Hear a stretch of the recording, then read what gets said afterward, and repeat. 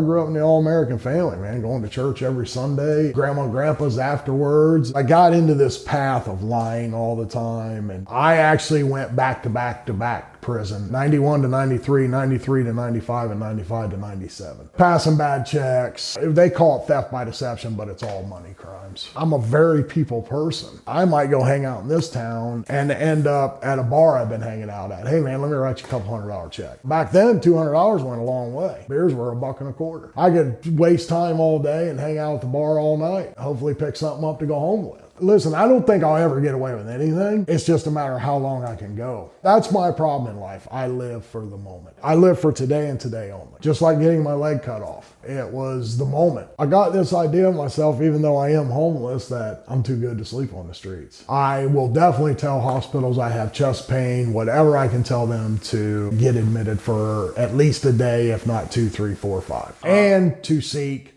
morphine. You know, with me having triple bypass before, it's pretty easy to get admitted to a hospital. Up and down the eastern seaboard and the south, I've pretty much been in every hospital that you can be in. I don't have to worry about a place to live. I don't have to worry about food, and I'm getting all the morphine and Dilaudid I want. I don't do drugs every day, but if I end up in a hospital, I'm gonna do everything I can to get at least a dose or two of morphine. Some hospitals are stingy, man. I had noticed like some dead skin on the bottom of my big toe, and I started picking it, and it actually became a pretty deep hole. It was a diabetic abscess, which turned into osteomyelitis. So they took the tip of my big toe, which was legitimate. I was in pain. The second toe started to swell, so they took the rest of the big toe and my second toe. After that, I was fine. No pain, no nothing. They had got all the infection. But being said I needed to go to a hospital, I went to a hospital and told them, hey, I'm still having pain in my foot. Was not in pain at all. I pretty much spent from October of 19 till August of 20 in a hospital, straight, just on lies. And they took just a little bit of my foot then, some more of my foot, and then finally my leg. Didn't need it. He was going straight off of me telling him I'm in pain, I'm in pain, I'm in pain, I'm in pain. Because they had done so many tests before to show the osteomyelitis was already there, they were just thinking that it just kept spreading and spreading and spreading. I didn't want to be released, so I didn't want to tell them no. After they had took my foot and there was just a heel left. At that point, I told myself, what does it really fucking matter now? I mean, all you have is a heel anyway. Long and behold, I'd love to have that heel back. I'd like to sit here and say, yeah, I've learned my lesson. Yeah, I'm this person. Yeah, I'm this person.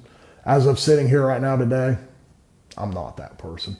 I'll probably end up staying in a hospital somewhere tonight. It just is what it is right now. I'm biding my time till the end of the month when Social Security comes in, you know, then I'll figure out where to go from there. At 50 years old, you're not supposed to get $529 Social Security. That tells you how many jobs I've had in my life. None, hardly. The longest job I think I ever kept was 16 months. I just quit. Something will pop into my head that, you know, this is a better way to go. And it's not that I don't care, but I think I get so anxious in the moment that that's all I live for anymore is the moment. My mind is such a jumble. Sometimes I don't know where to turn. All I know is to go back to I know what works. You know, at least for a minute till I can try to get my head clear and figure something out. The last time I got out of prison was 2018. By years of lying, by years of conniving, my family finally got tired of it. The only person that truly had my back was my dad. Once my dad passed, it was over with. And nobody will respond to me. March of 20, my sister died. Didn't know it till I looked it up on Google. Every now and then I'll Google my family's name just to see if an obituary pops up. That's how I know. They did not even put me in the obituary as her brother. I've never learned my lesson.